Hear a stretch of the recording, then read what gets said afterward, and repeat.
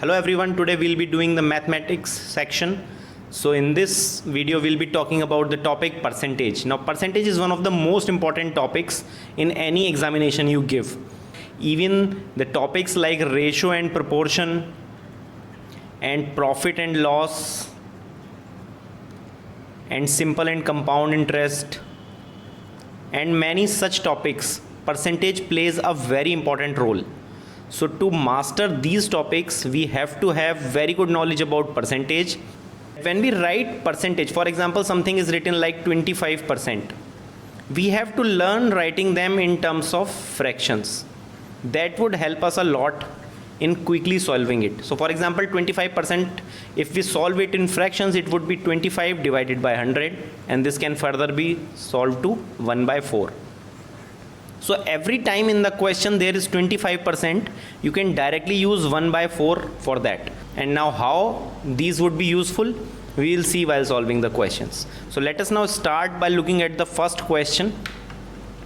A student has to obtain 25% of the total marks to pass. So what are the passing percentage? That is 25%. Now we can directly write it as 1/4. That means 1/4 marks he needs to get passed. Now he right now has got 210 marks and he failed by 40 marks. That means if he had got 40 more marks, then he would have got passing marks. So that means 250 marks are passing marks, right? Now the maximum marks are, so from the above we can already see that passing marks are 1/4. So that means 1/4 of maximum marks should be equals to this 250. So maximum marks are 250 into 4, that is 1000. Right, so one way of doing is this. I think the concept must be very clear. Going forward, let me tell you one thing. I have more questions very similar to this in the video ahead. So when I go to the next question, for example, I reached this question now. So you can pause the video right now and start solving it by yourself, because I'll be keep solving alongside. And then you can continue the video to check whether you have done it correctly or not. So let us go into this question. That is, a man spends 35% of his income on food, 25% on children's education, and 80% of the remaining on house rent. What percentage of his income he is left with? So finally he is left with some percentage that we have to calculate. So see, let us see how much he has spent already. So 35% on income on food, then 25 on education. So that means 60% he has spent. Now he is left with 40%. Now remaining is 40.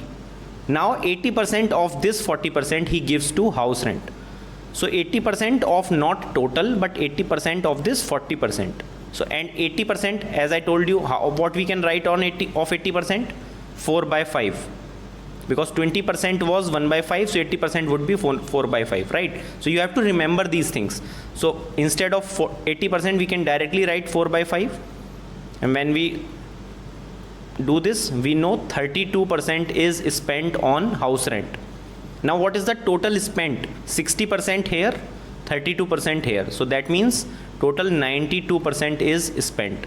So how much is left? 8% is left. So that's how you get the answer. So I hope you have solved the question. So people who have now continued the video, I hope you got the right answer. So let us move to the next question. In an election between two candidates, one got 55% of total valid votes. 20% of the votes were invalid. So 20% votes are invalid. Out of the valid votes, he got 55%. If the total number of votes are this, now see, in this question there are valid votes, invalid votes, one candidate and the second candidate.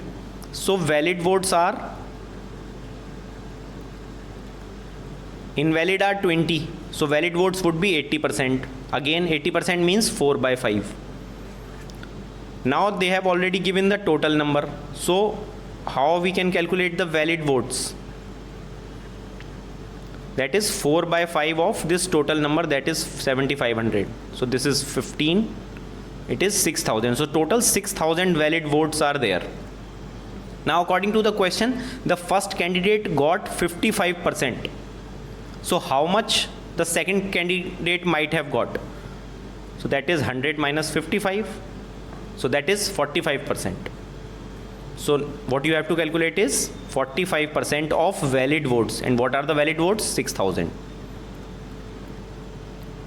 So it would be 2700. So B would be the answer.